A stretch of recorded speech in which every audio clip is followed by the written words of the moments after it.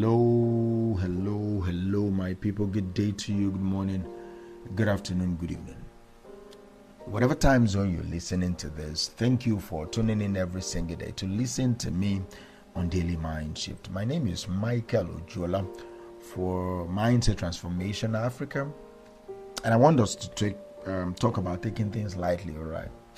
This is one thing I'm learning as I enter my 4 decades right now, and I'm putting things in perspective. Anything I share with you is what I'm learning to become, and some part of it is taking time, some is not. So let's grow together.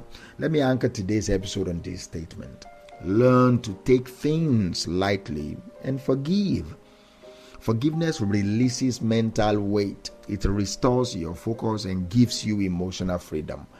Learn to take things lightly and forgive. Forgiveness releases mental weight that we carry. It restores our focus and it gives us emotional freedom. Think for a moment about the weight that you carry, not the physical weight of your body, but the mental and emotional weight, the grudges that you're holding on to, the resentment that you're nursing, the past that hurts you that you keep replaying in your mind, the perceived slights and disrespect that still stings you till now. These are not just fleeting thoughts. They are heavy anchors. They are tethering you to the past, connecting you to the past, draining your energy, and they're clouding your present moment. We often believe that holding on to anger or resentment somehow punishes the person who wronged us, or that it protects us from future hurt. We think that by not forgiving, we are maintaining a sense of justice or control. But the truth is, holding on to unforgiveness is like drinking poison and expecting the other person to get sick. It doesn't harm them.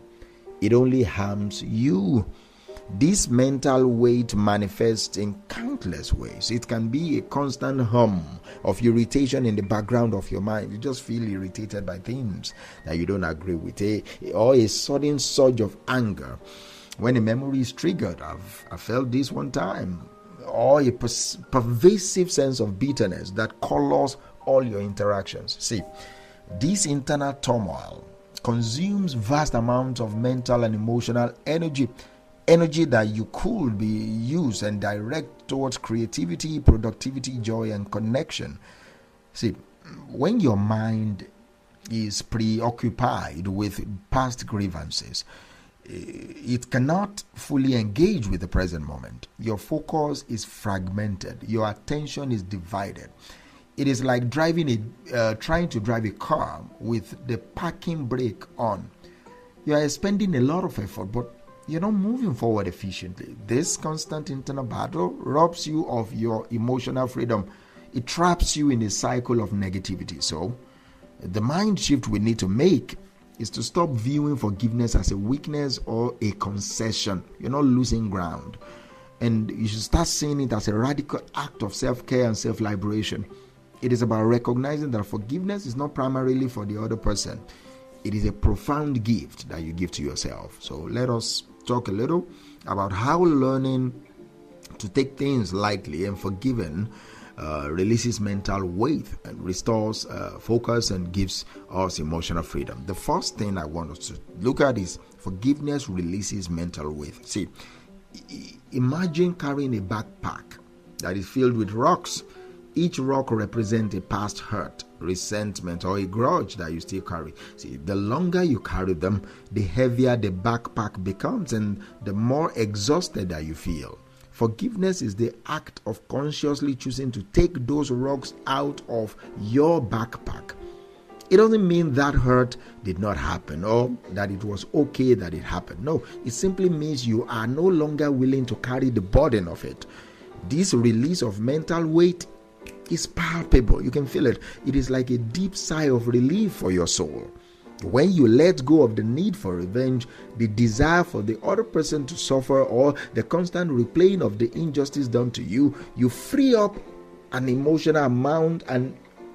amount of emotional and mental bandwidth This newfound lightness allows you to move through life with greater ease and less internal friction. And number 2, forgiveness restores focus to you. See, when your mind is entangled in the web of unforgiveness, it constantly pulled back to the past.